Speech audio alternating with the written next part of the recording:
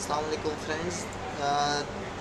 इस वीडियो को बनाने का मकसद यही है कि जो ब्लैक बोर्ड पे हमारे एक्सपोर्ट की एक वीडियो ट्यूटोरियल आईटी डिपार्टमेंट ने दी थी, उसको हम एलएमएस पे किस तरीके से इंपोर्ट करें और ऑटो चेकिंग को किस तरीके से इंपोर्ट हो। तो मैं ये अज्यूम कर रहा हूँ कि अब तक तमाम टीचर्स लॉगिन कर चुके होंगे। लॉगिन करने के बाद माई कोर्सेज़ पे गए। माई कोर्सेज़ में जाने के बाद आप अपने जिस कोर्स के अंदर आपने जिसके कोई सेव करके रखे थे उस कोर्स में आएंगे। अच्छा, अब मटेरियल अपलोड से रिलेटेड चीज़ें टीचर कर चुके हैं, लेकिन वो ऑटो चेकिंग क्विज़ेस में इंटरेस्टेड है। तो डायरेक्टली उस पे जाने के लिए 3 स्टेप में काम होगा। पहला, क्वेश्चन बैंक आपने क्रिएट करना होगा। ये क्वेश्चन बैंक एक तरीके से ब्लैक बोर्ड का पूल है। ब्लैक बोर्ड का पूल किस तरीके से यहाँ पर कॉपी पेस्ट होगा, उसके लिए आपको इंपोर्ट करना होगा वो क्विज़ जो आपने मॉडल आईटी डिपार्टमेंट ने ब्लैक बोर्ड की जो क्विज़ को डाउनलोड करने की वीडियो दी थी, वो अगर आपके पास सेव है, जो कि मेरे पास एग्जांपल मौजूद है। ये टेक्स्ट एक्सपोर्ट किए हुए थे मेरे क्विज़ 1, क्विज़ 2, 3, 4, 5 डिफरेंट कोर्सेज़ के। तो मैं इन्हीं क्विज़ेस को यहाँ पर एलएमएस में, मॉडल बेस्ड एलएमएस में इंपोर्ट करूँगा। कैसे होगा? इस वक्त क्वेश्चन बैंक में देखें तो यहाँ पर आप में से मेजॉरिटी के पास ब्लैंक होगा। चेक करने के लिए इस क्वेश्चन की कैटेगरीज पर जाएं, तो यहाँ पर ये आपके पास ब्लैंक होगा। मेरे पास ये फिल हुआ है। तो इस ब्लैंक को फिल किस तरीके से करना है, इसको हम स्ट्रक्चर को देख रहे हैं।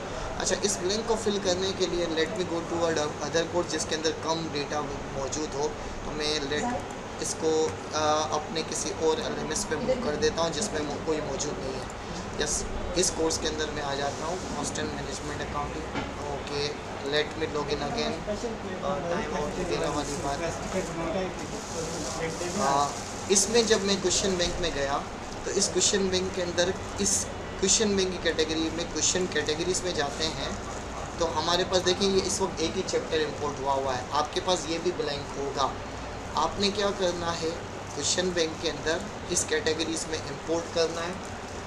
इंपोर्ट करने के बाद ये देखें फाइल फॉर्मेट ब्लैक बोर्ड के बाद उस फाइल को जो आपके पास कंप्यूटर में किसी फोल्डर में या डाउनलोड्स में जहाँ पर भी सेव है उसको सेलेक्ट करना है। मैं इसमें से एस कॉस कॉन्सेप्ट का था, मैं क्विज़ 2 इसमें इंपोर्ट कर रहा हूँ जो मैंने ब्लैक बोर्ड से डाउनलोड किया हुआ था। ठीक है, ये फ़ाइल सेलेक्ट की, ये अपलोड की।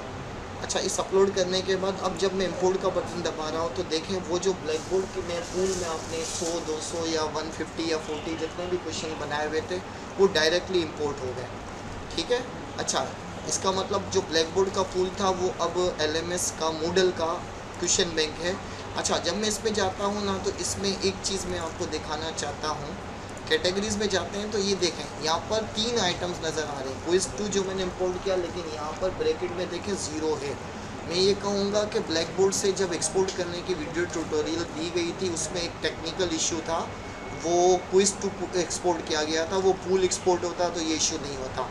तो इसको रीएडजस्ट करना होगा। रीएडजस्ट से व्हाट आई मीन कि मैंने इसको डिलीट कर देना है क्विज़ 2 को, और इन दोनों जॉब ऑर्डर में 2 चैप्टर्स के पूल हैं। एक पूल के अंदर मेरे पास लेनन की एक बुक थी, उसके 84 क्वेश्चंस थे, और दूसरा गैरिसन की बुक थी जिसके 22 क्वेश्चंस थे, और मैंने क्विज़ इन दोनों बुक से मर्ज करके बनाया हुआ था।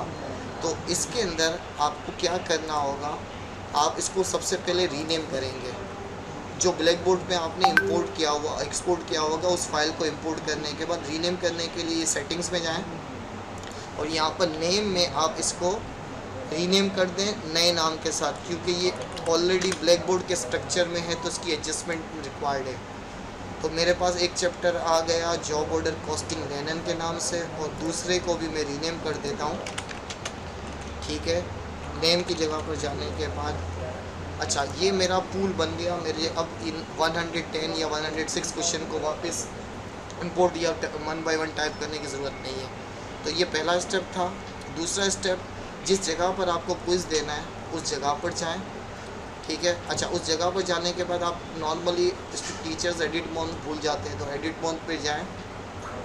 जहाँ पर मुझे क्विज़ देना है वहाँ पर ऐड एन एक्टिविटी, और यहाँ पर क्विज़ ये सेलेक्ट किया और क्विज़ का नाम दे दें, क्विज़ नंबर 2, और ये जॉब ऑर्डर।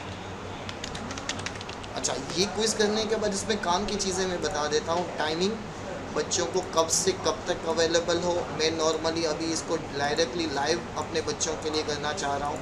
तो 1 सितंबर तक की डेट के लिहाज से 1 सितंबर की डेट के लिहाज से करना है, ठीक है। अच्छा, इस वीडियो का कोर ऑब्जेक्टिव सिर्फ अभी क्विज़ है। मैं कंटेंट वगैरह के बारे में बाद में वीडियो शेयर कर दूंगा। तो अच्छा, ये टाइमिंग कब से अवेलेबल, कब तक करना है, मैं नॉर्मली 1 सितंबर की डेडलाइन रात के 12 बजे तक की दे रहा हूँ और 60 मिनट्स का टाइम दे रहा हूँ। द मोमेंट स्टूडेंट बिगिन करेंगे मैं आपको शो करूँगा आखिर में, तो उसके पास 60 मिनट्स होंगे। तो टाइमिंग इंपॉर्टेंट है, नाम में सिर्फ ये लेना है। और मैं ये कहूँगा कि ग्रेड्स के अंदर अनलिमिटेड अटैम्प्ट बाय डिफ़ॉल्ट हैं। इसको 5 या 2 या 3 whatever you want to के हाईएस्ट ग्रेड्स, तो ये हाईएस्ट ग्रेड्स भी बाय डिफ़ॉल्ट है, ठीक है। अच्छा, इसमें मैं कहूँगा रिव्यू ऑप्शंस में अगर आप किसी बुक के प्रीपेड रिसोर्सेज से, प्रीमियम रिसोर्सेज से जिसमें क्वेश्चन आंसर्स होते हैं, उससे इंपोर्ट कर रहे हैं, तो यहाँ पर हर बच्चा जब अटेम्प्ट करता है तो उसके करेक्ट आंसर और उसके मार्क्स और डिटेल फीडबैक मौजूद होता है। तो इस फीडबैक को हटाना बेहतर है, ताकि 2 अटेम्प्ट के केस में पहली अटेम्प्ट में आंसर उसके पास विजिबल ना हो। उसको मार्क्स तो मिलेंगे लेकिन आंसर्स विजिबल नहीं होंगे। तो रिव्यू ऑप्शन ये इंपॉर्टेंट चीज़ें हैं। इसके बाद आपने अगर आप यहाँ पे चेक मार्क लगाएंगे तो बच्चे को ईमेल जाएगी कि उसके पास क्विज़ 2 अपीयर है। अगर आपने ये चेक मार्क लगाया तो काम की चीज़ें क्या हैं, नाम के बाद टाइमिंग कब से कब तक अवेलेबल, ग्रेड में नंबर ऑफ अटेम्प्ट, दिस और एक रिव्यू ऑप्शन। इसके अलावा और ये चेक मार्क्स, बाकी सारी चीज़ें बाय डिफ़ॉल्ट है, इनको छेड़ने की इनिशियल स्टेज पे ज़रूरत नहीं है। अब ये सेव किया ना, ये मैंने सेकंड स्टेप कंप्लीट किया। रिमेंबर, पहला स्टेप क्वेश्चन बैंक बनाना था, दूसरा स्टेप क्विज़ बनाना था। जब ये मैंने बना लिया तो बाय डिफ़ॉल्ट क्विज़ मौजूद तो है, लेकिन इसमें क्लियरली कह रहा है कि क्वेश्चन ऐड नहीं है। अब आपको इसमें क्वेश्चन ऐड करने हैं, तो यहाँ क्वेश्चन ऐड करने के लिए ऐड क्वेश्चन पर जाएंगे। तो अब मैं उसी पूल को कनेक्ट करना है, ये तीसरा स्टेप है। तो वो पूल कैसे कनेक्ट होगा जो क्वेश्चन बैंक में है। इसमें उस क्विज़ के अंदर जब ऐड क्वेश्चन करेंगे तो आप यहाँ पर ऐड का बटन होगा, ये इन्होंने छोटा सा लेआउट में नीचे दिया हुआ है, ये मुझे ढूंढने में 2 दिन लगे थे। ऐड का बटन करने के बाद मैंने एक जो अभी पूल में जो 2 क्विज़ थे, जिस 106 क्वेश्चन, उनमें से मैं 10 स्टूडेंट्स को देना चाहता हूँ। मैं 10 फिक्स नहीं करना चाहता, फिक्स करना चाह रहा हूँ तो फ्रॉम क्वेश्चन बैंक। और अगर मैं रैंडमली असाइन करना चाहता हूँ तो थर्ड ऑप्शन पे जाएं, ठीक है। अच्छा, अब इस थर्ड ऑप्शन के अंदर आपके पास बाय डिफ़ॉल्ट ये चेक करना है कैटेगरी, ये मेरे पहले क्विज़ की कैटेगरी है। आपको कैटेगरी सेलेक्ट करनी होगी, जो आपने रीनेम किए होंगे वो मौजूद होंगे। तो मैंने अभी जॉब ऑर्डर का एक चैप्टर का नाम, उसके लेनन के 84 क्वेश्चन है, 84 की कैटेगरी सेलेक्ट करके जब मैं अप्लाई करूँगा तो अब मेरे पास 84 क्वेश्चंस उस चैप्टर के आएंगे।